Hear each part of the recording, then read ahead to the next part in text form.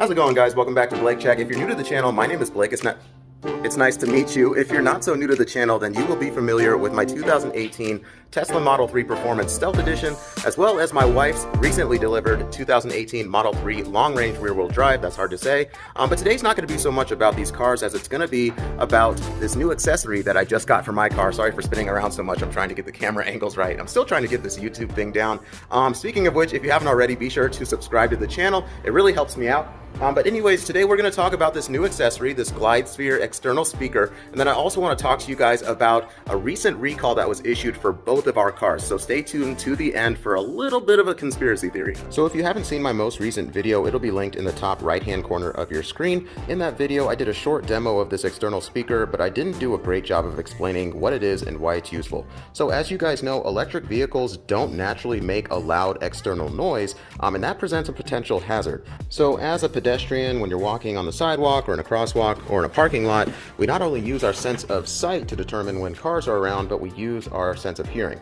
So, because electric cars don't have engines, they don't naturally make that external noise. So as a solution, EV automakers like Tesla have started adding external speakers to their cars that make an artificial noise like a humming or like a sci-fi sound, which is pretty cool. However, they didn't start doing that until recently at Tesla. So my 2018 Model 3 and my wife's 2018 Model 3 not only don't have that external speaker, but it's not even compatible with my car. So I couldn't take it to Tesla service and just ask them to retrofit that into my car. So that's where Glide Sphere comes in. They make an aftermarket external speaker that doesn't even need to be hardwired into the car. It just uses your phone's GPS to determine when a car is accelerating, decelerating, and cornering. So I'm going to show you guys how easy it is to install in just a sec.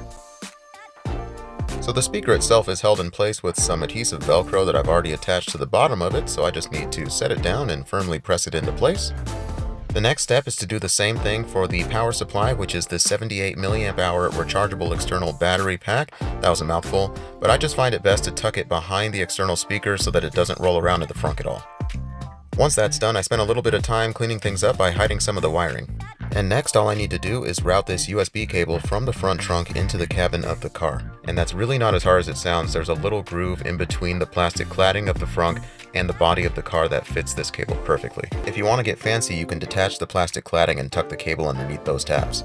If there was one part of the process I could call tricky, it would be this. You need to wedge the USB cable in the gap between the front fender and the A-pillar. But I guess this is where Tesla's notoriously massive panel gaps come in handy. The last step is simple. All you need to do is plug in your phone and turn on the device. I did need to buy a USB-A to USB-C adapter so I could plug it into my trash Samsung phone.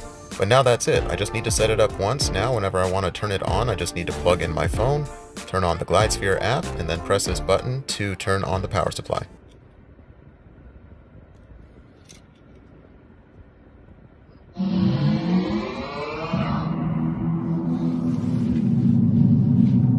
I should also note that you can play anything out of these speakers like music or whatever. You don't need to use the Glide Sphere app, but yeah, that's it. Pretty cool.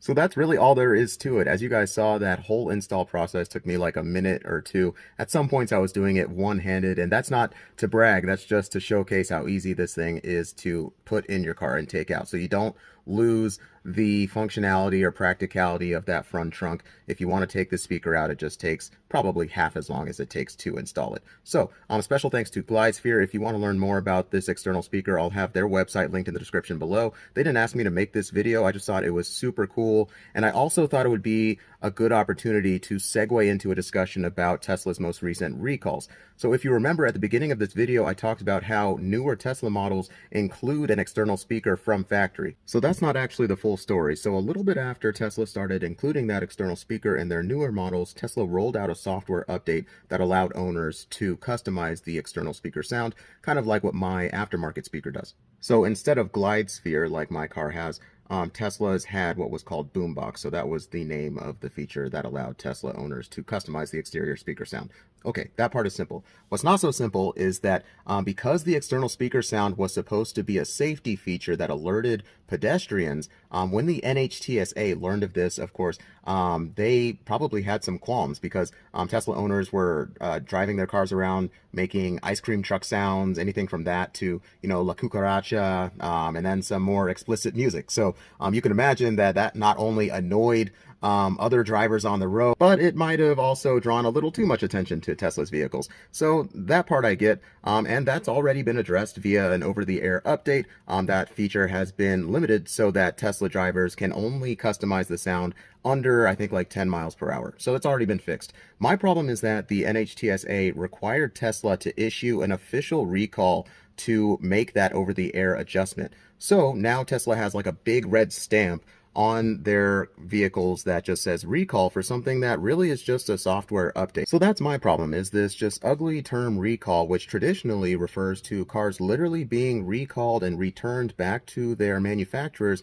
to address something that is inhibiting the functionality of that car, the ability of it to actually drive or drive safely.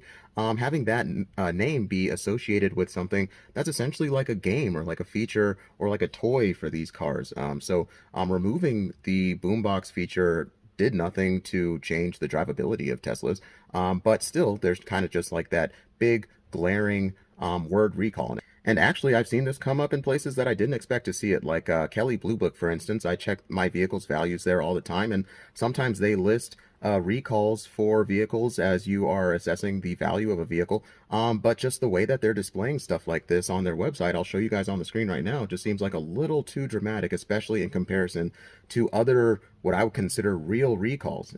Frankly, it just seems like the NHTSA is going a little too far out of their way to make a big deal out of something that's a non-issue, in my opinion. And this isn't the first time that this has happened. Tesla often rolls out over-the-air updates that add new features, take away old features, and includes bug fixes. And you wouldn't consider software updates for like your phone or your computer or your TV at home to be recalls, right?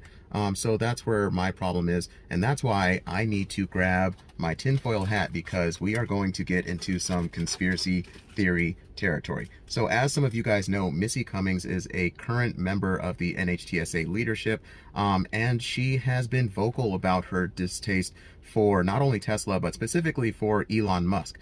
And that's fair. Elon Musk is unlikable sometimes, but it just seems like a government entity that exists to make sure that drivers and people on the road are safe, you know, should be as unbiased as possible. And for someone to exist on a board that, you know, is in charge of requiring automakers to issue recalls, for them to, you know, be vocally anti-Tesla just seems, you know, a little fishy, for lack of a better term. But let me know what you guys think. Actually, leave me a comment below. Do you agree? Do you think that it's a little weird that somebody that is, you know, anti-Tesla is allowed to be a member on the board or a member of leadership at a government entity like the NHTSA? And not only that, knowing that recalls have an impact on the value of vehicles and have an impact on, you know, Tesla share prices, frankly. Do you think that that's okay? Do you think that's a little weird? Let me know in the comment section below. But thanks for watching this far into the video. If you liked what you saw, leave me a like. But that's all I have for you today. This has been Blake Check, and that's a wrap.